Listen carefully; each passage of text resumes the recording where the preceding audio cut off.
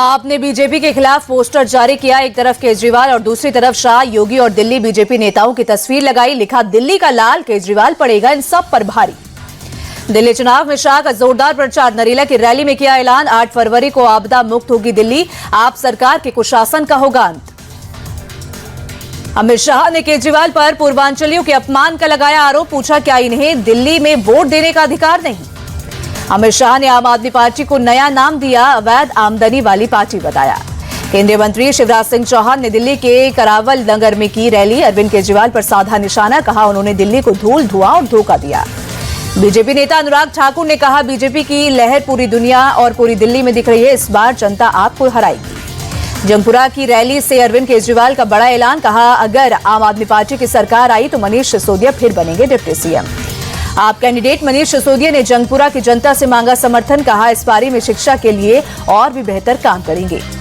दिल्ली चुनाव से पहले बीजेपी उम्मीदवार प्रवेश वर्मा की मुश्किलें बढ़ी। पंजाब में मानहानि का केस दर्ज हुआ।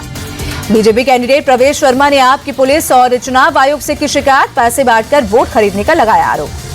केंद्रीय मंत्री हरदीप सिंह पुरी बोले, केजरीवाल की घटती विश्वसनीयता बता रही है कि दिल्ली में अगली सरकार बीजेपी की ही बनेगी। बीजेपी सांसद रवि किशन ने भी किया दावा, कहा दिल्ली में इस बार बनेगी बीजेपी की सरकार, चुनाव के बाद होगा सीएम पर फैसला। बीजेपी सांसद मनोज तिवारी ने दिल्ली के मुस्तफाबाद में की चुनावी रैली, कहा इस चुनाव के नतीजे महाराष्ट्र चुनाव जैसे ही होंगे। आप सांसद संजय सिंह का बीजेपी पर अटैक, कहा दिल्ली चुनाव में पीएम सीएम से लेकर मंत्री तक आ गए, लेकिन जीतेंगे अरविंद केजरीवाल ही। कांग्रेस कैंडिडेट संदीप दीक्षित का केजरीवाल पर अटैक, कहा झुग्गी वालों से किए वादे अब तक पूरे नहीं हुए, कांग्रेस आएगी तो सभी को मिलेगा पक्का मकान।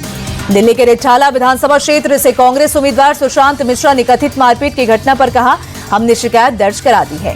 कांग्रेस उम्मीदवार सुशांत मिश्रा बोले, हम इजाजत के साथ पदयात्रा निकाल रहे थे, अचानक वहां चुनाव आयोग के अधिकारी आए, अपनी पहचान छिपाते हुए यात्रा रोकने की कोशिश की।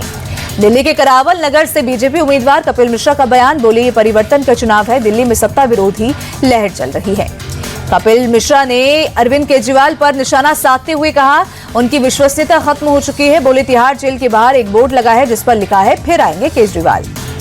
पूर्णिया से निर्दलीय सांसद पप्पू यादव ने पटपटगंज विधानसभा सीट से कांग्रेस उम्मीदवार अनिल चौधरी के समर्थन में कहा, अनिल चौधरी घर घर के सेवक है।